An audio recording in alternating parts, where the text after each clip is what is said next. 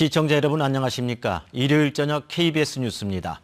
올해 마지막 날인 오늘 광주의 한 아파트에 불이 나 어린아이 3명이 숨지는 안타까운 사고가 있었습니다. 아이들 엄마의 진술이 오락가락하는 가운데 경찰은 담뱃불 실화 가능성에 무게를 두고 조사를 벌이고 있습니다. 최정민 기자입니다. 2017년 마지막 날인 오늘 새벽 광주광역시 두암동의 한 아파트에서 불이 났습니다. 집에서 시작된 불은 내부 80제곱미터를 대부분 태우고 25분 만에 꺼졌습니다. 집안 작은 방에서 5살과 3살 된 두 아들과 생후 15개월 된 딸이 숨진 채 발견됐습니다. 아이들 엄마인 정모 씨는 팔 등에 화상을 입고 베란다에서 구조됐습니다. 정 씨는 경찰 조사에서 새벽에 라면을 먹기 위해 가스레인지에 불을 켜놓고 깜빡 잠이 들었다고 진술했습니다. 하지만 가스레인지 사용 흔적이 없고 화재는 작은 방에서 시작됐다는 1차 현장 감식 결과가 나왔습니다. 경찰이 이를 바탕으로 다시 정 씨를 추궁하자 정 씨는 라면을 끓이지 않았고 베란다에서 담배를 피우다 작은 방에서 막내와 같이 잤고 담배를 어떻게 껐는지 기억이 나질 않는다며 진술을 번복했습니다. 경찰은 이 때문에 담뱃불에 인한 실화에 무게를 두고 수사를 펼치는 한편 숨진 3명의 자녀를 부검할 계획입니다. KBS 뉴스 최정민입니다. 전북경찰청은 국립과학수사연구원 1차 부검 결과 고준희 양 시신의 갈비뼈 3개가 골절됐으며 외부 충격에 의한 손상으로 볼 수 있다는 소견이 나왔다고 밝혔습니다. 또 늑골 손상이 사인과 직접 관련이 있는지에 대해서는 정식 부검 감정서가 나와야 알 수 있을 것으로 보인다고 전했습니다.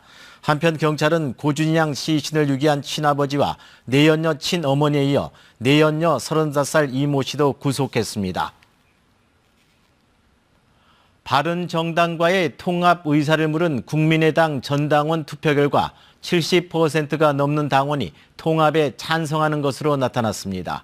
안철수 대표는 통합의 길로 전진하겠다고 밝힌 반면에 통합 반대파는 안 대표의 즉각 퇴진을 요구했습니다. 최문정 기자가 보도합니다. 국민의당은 서울 여의도 당사에서 기자회견을 열어 바른정당과의 통합과 관련해 안철수 대표의 재신임을 물은 결과 74.6%가 통합에 찬성했다고 밝혔습니다.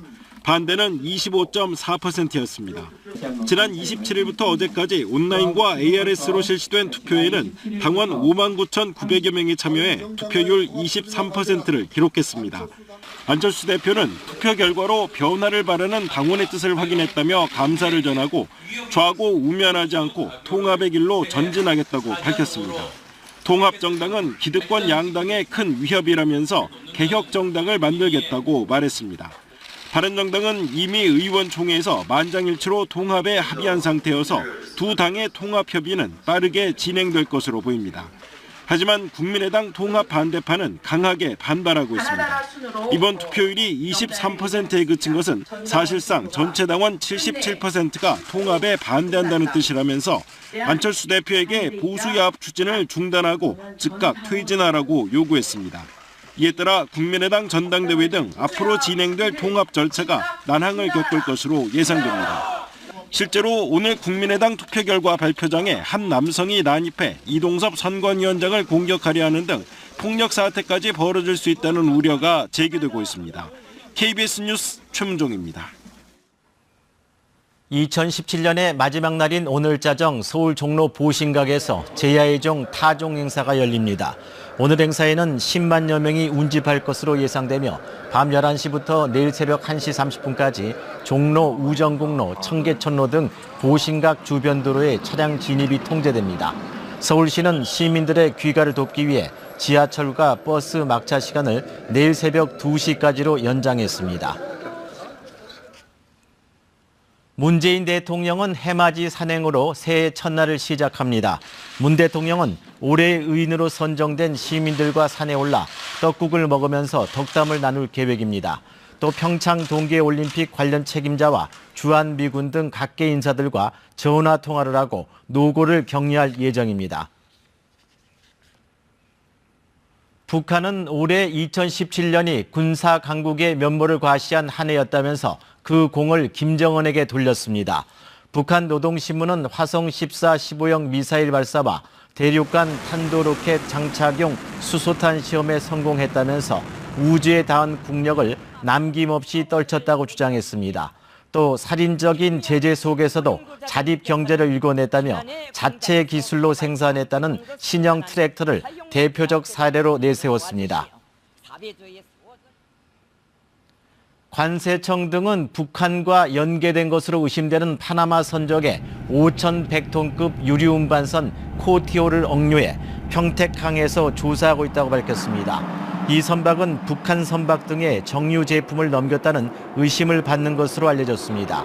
북한 관련 혐의가 확인될 경우 홍콩 선적 라이트하우스 원모호에 이어 정부가 북한 선박 물자를 선박간 이전으로 적발한 두 번째 사례가 됩니다. 제천 화재 참사와 관련해 많은 부상자와 희생자들이 여전히 심리적 불안을 호소하고 있습니다. 대한변호사협회는 유족의 법률 지원에 나섰습니다. 보도에 지용수 기자입니다. 짧은 순간 29명의 희생자와 39명의 부상자가 발생한 제천 화재. 이제 열흘째가 됐지만 아직도 부상자와 유족들은 당시의 충격에서 벗어나지 못하고 있습니다. 상당수가 밤에 잠을 자지 못하는 등 심리적 불안을 호소하고 있습니다.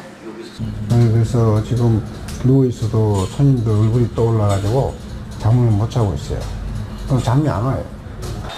또 현장에 투입됐던 소방관들도 정신적 고통을 겪는 것으로 알려졌습니다.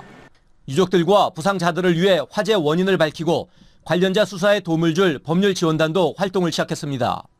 대한변호사협회는 이번 사건이 우리 사회 안전에 현주소를 말해주는 불행한 사례로 진상규명이 이루어질 때까지 지원을 하겠다고 밝혔습니다. 대한변협은 앞으로 피해자나 가족을 위한 법률자문 상담과 지원, 법적 대응, 수사나 재판 관련 법률 지원, 지방자치단체와 정부를 상대로 한 협상 지원 등을 하게 됩니다. 상당히 당황해 있고 어떻게 대응해야 좋을지 좀 모르고 있습니다. 그래서 저희들이 다른 사고의 경우에 어떤지 저희 경험들을 말씀드리고 그리고 어떻게 대응해야 좋을지. 한편 제천 화재 합동 분향소에는 지금까지 9천여 명이 찾아 희생자와 유족들을 위로했습니다. KBS 뉴스 지용수입니다.